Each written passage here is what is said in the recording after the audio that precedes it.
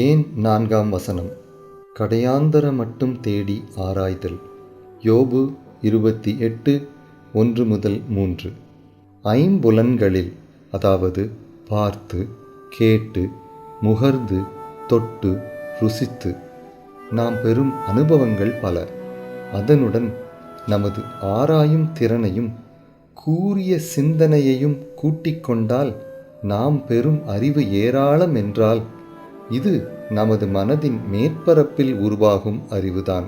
அதற்கும் அப்பால் ஆழத்தில் நாம் கண்டெடுக்கும் புதையல்களும் உண்டு.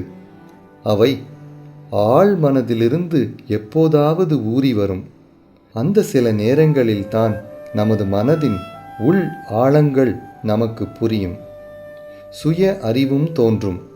புரியாத பல புதிர்களுடன் ஆழங்களில் நாம் உழன்று கொண்டிருப்பதும், நாம் அனுபவித்து கொண்டிருக்கும் வேதனையின் கூர்மையும் சில நொடிகள் நமக்கு தெரிய வரும். சிலுவையில் நம் நாதர் மொழிந்த 4ஆம் வார்த்தை இதைத்தான் பிரதிபலிக்கிறது.